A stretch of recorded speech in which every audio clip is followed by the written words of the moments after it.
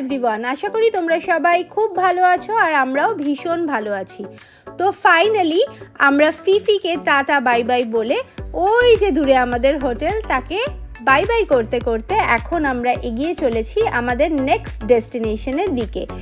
Phi Phi থেকে আমরা সোজা প্রচুর প্রচুর প্রচুর মেমোরিজ ক্রিয়েট করে এখন যাচ্ছি ক্রাবি আইল্যান্ডের জন্য। ক্রাবিতে নেক্সট 2 দিন আমরা কি করব সব ব্লগে আসবে। এখন এই জার্নিটা তোমরা কিছুটা এনজয় করো আর তারপর তোমাদের সাথে আবার ক্রাবিতে গিয়েও পুরো ডিটেলে সব কিছু শেয়ার করব। ব্লগগুলো কেমন লাগছে জানাতে কিন্তু ভুলো না।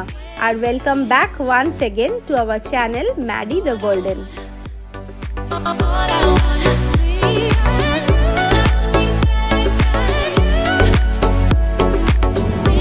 সাদা পুরো ফ্যানার মতো এই জলরাশিটাকে পিছনে ফেলে এখন আমরা এগিয়ে চলেছি ক্রাবির দিকে।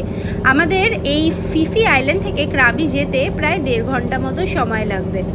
আর এখানে এই জাহাজের এই জার্নিটা আমি ভীষণ এনজয় করেছি। ফুকেট থেকে যখন আসছিলাম তখনও আর এখন যখন যাচ্ছি সেই সময়ও। এই জার্নিটা কিন্তু বেশ রিল্যাক্সিং। ইভেন এদের যে সিট ক্যাপাসিটি মানে সিটের টাইপগুলো রয়েছে বেশ কমফোর্টেবল। আর এখানে যেতে যেতে আমরা ডেকেই ম্যাক্সিমাম টাইমটায় কাটিয়েছিলাম, মানে আমরা নিচে যতক্ষণ না থেকেছি তার থেকে বেশি। এই যে এই ক্লিফের ভিউগুলো এইগুলো পুরো এনজয় করার জন্য তোমাদেরকে ডেক থেকেই সব থেকে সুন্দর ভিউ পাওয়া যায়, তাই জন্য আমরা বেশি টাইম নিচে একদমই ওয়েস্ট করি।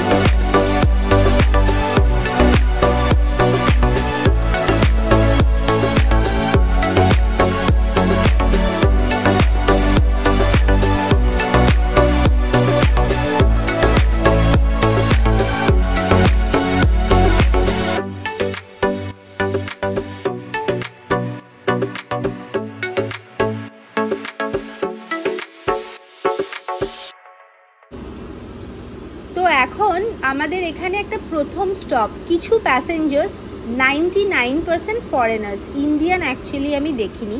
তো তারা এখানে একটা সুন্দর আইল্যান্ড রয়েছে রেলে আইল্যান্ড বলে।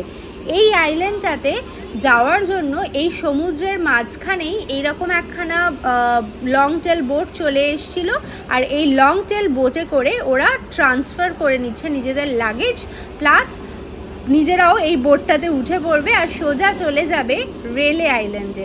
রেলে আইল্যান্ডটাও আমি এখানে একটু রিসার্চ করে দেখেছিলাম। তো রেলেতে অ্যাকচুয়ালি আমরা যখন 4 আইল্যান্ড ট্যুর করব ক্রাবি থেকে, আমরা এখানে ডে ট্রিপ করব, ভিজিট করব, কিন্তু এখানে যে থাকার অ্যাকোমোডেশন অপশনসও রয়েছে সেইটা আমি আগে থেকে খুব একটা জানতাম না। বাট আইল্যান্ডটা কিন্তু ভীষণ সুন্দর আর এগেন একদম এক্সোটিক আর খুব ভার্জিন, মানে ভীষণ ওভারক্রাউডেড নয় আর একদম ভীষণ ট্যুরিস্টিক আর ভেরি সিনিক। বিচটা আমরা যখন 4 আইল্যান্ড করব ডেফিনেটলি তোমাদের সঙ্গে কভার করব। আর এখানে একটা খুব সুন্দর ক্লিফ মানে মাউন্টেন ক্লিফ তোমরা হাইক করতে পারো। তো এই আইল্যান্ডটার ব্যাপারে ডিটেলসে যখন আমি আমাদের 4 আইল্যান্ডের ট্যুরটা করব তোমাদেরকে আরও ডিটেলসে দেখাবো। তো বেশ কিছু ট্যুরিস্ট এখানেই আমাদেরকে ছেড়ে রেলে আইল্যান্ডের জন্য চলে গেল।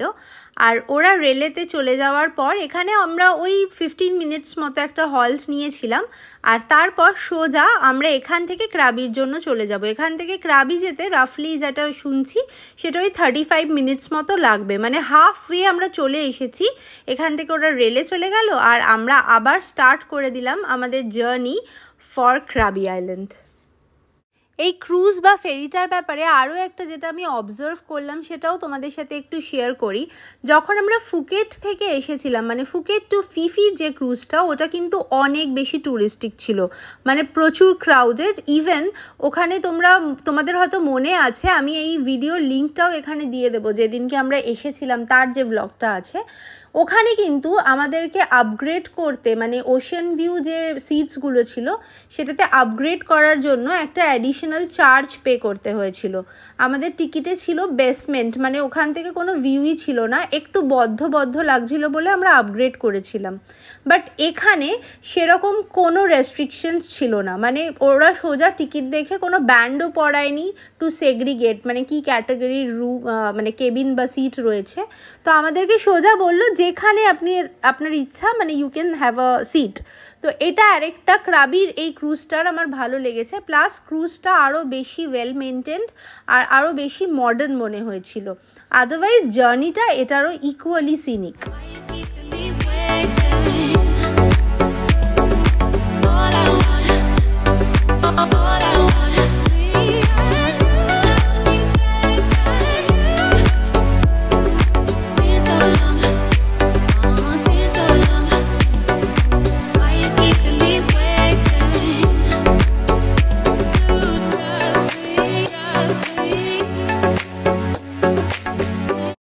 আর তোমাদের সাথে কথা বলতে বলতে তোমাদেরকে এই পুরো জার্নিটা দেখাতে দেখাতে আমরাও কিন্তু পৌঁছিয়ে গেছি ক্রাবি। হ্যাঁ, দূরে এই যে তুমি দাঁড়িয়ে থাকতে দেখছো সমস্ত বোটগুলো, জাস্ট এটা এখানেই আমরা ল্যান্ড করব। এখানে ডেফিনেটলি এখন আমাদের একটা কোনো ট্রান্সফারও আমরা যাদের থেকে এই প্যাকেজটা কনফার্ম করিয়েছি আমাদের এখানে একটা ট্রান্সফারও আছে, তো সেটা আমরা লোকেট করার চেষ্টা করব নেমে, পুরোটাই তোমাদের সঙ্গে শেয়ার করব। আর এখান থেকে আমরা সোজা কিন্তু আমাদের ট্রান্সফার করে ওরা নিয়ে চলে যাবে আমাদের হোটেলে। আমরা ফিফি থেকে স্টার্ট করেছিল এই ফেরিটা, 3:30 আমাদের ফেরি ছিল, আর আমরা হোটেল থেকে বেরিয়েছিলাম তখন অ্যারাউন্ড 2:15 মতো বাজে। কিছুক্ষণ একটু লাঞ্চের স্টপ নিয়ে সোজা আমরা ফেরিটা বোট করে নিয়েছিলাম। তো এখান থেকে এখন আমাদের হোটেল যেতে মোটামুটি আমার যেরকম রিসার্চ করেছি ওই 15-20 মিনিটসের বেশি লাগবে না। তো আজকে ইভিনিংয়েও আমরা অনেক কিছু এক্সপ্লোর করার চেষ্টা করব। অ্যাটলিস্ট মানে ক্রাবির যে মেন টাউনটা আমরা একদম ওখানেই হোটেলটা নিয়েছি যাতে আমাদের ট্রান্সপোর্টেশনে একদম প্রবলেম না হয়, বিকজ যে কোনো ট্যুরিস্ট ডেস্টিনেশনে না লোকেশন অফ দ্য হোটেলটা খুব ম্যাটার করে। একদম যদি সিটি সেন্টারে থাকা যায় সমস্ত সাইট সিন থেকে ক্লোজ বাই ডিস্টেন্সে, ক্লোজ প্রক্সিমিটিতে, তাহলে কি হয় তোমার এই যে ট্রাভেল টাইমটা থাকে সেটা তুমি একদম এলিমিনেট করে দিতে পারো, আর পুরো টাইমটাই তুমি ইউটিলাইজ করতে পারবে ফর ইয়োর ট্রাভেল। মানে তুমি যা যা দেখা পসিবল সেগুলো সব দেখে নিতে পারবে। তো কথা বলতে বলতে ফাইনালি আমরা ক্রাবিতে চলে এসেছি, আর এখন আমাদের বোটটা এখানে ডক করবে।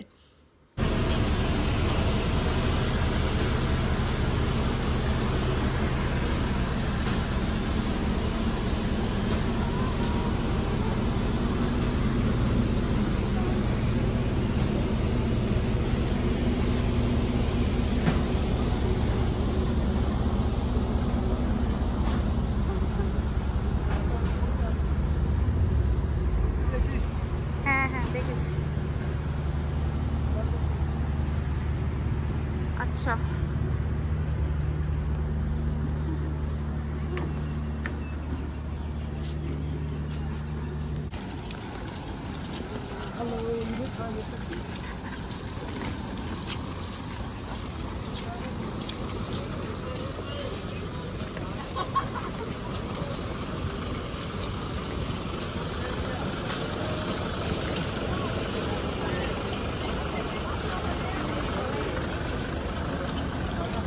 এদের কাছেই বুকিং নাকি? হ্যাঁ,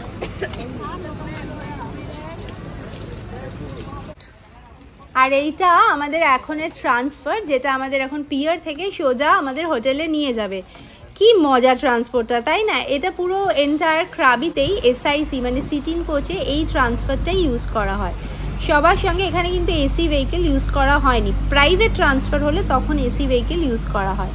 তো এই ট্রান্সফারটা করে এখন আমরা হোটেল চলে যাচ্ছি। আর তোমাদের সাথে কথা বলতে বলতে আমরা চলে এসেছি আমাদের নেক্সট 2 দিনের রিসর্টটায়। হ্যাঁ, ক্রাবিতে আমরা রয়েছি পানান ক্রাবি বলে একটা রিসর্টে। রিসর্টটার প্রচুর প্লাস পয়েন্ট রয়েছে যেগুলো আস্তে আস্তে তোমাদের সাথে ভ্লগে শেয়ার করব। আপাতত আমরা এখন এখানে চেক ইন ফর্ম্যালিটিসটা কমপ্লিট করব। আজকে ভীষণ সকালবেলা আমরা আমাদের জার্নিটা স্টার্ট করেছি।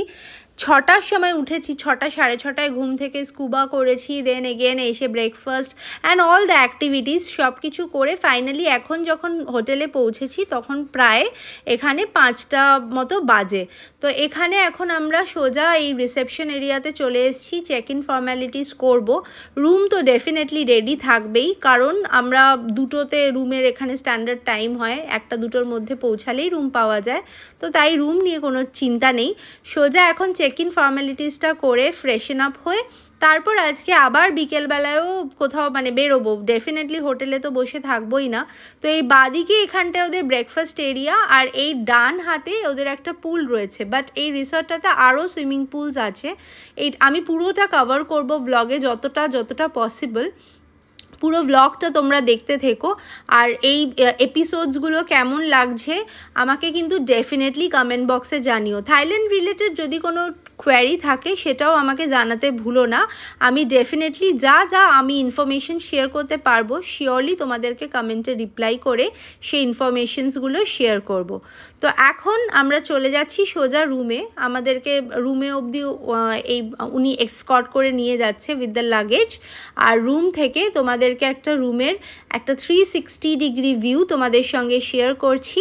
তাই আজকে আর বেশি কথা নয়, সোজা তোমরা চলে এসো, আজকের এই রুম ট্যুরটা এনজয় করো। তোমাদের সঙ্গে দেখা হচ্ছে আবার একটা এক্সাইটিং এপিসোড নিয়ে কামিং সানডেতে। টিল দেন সবাই খুব খুব খুব ভালো থেকো। Tata everyone.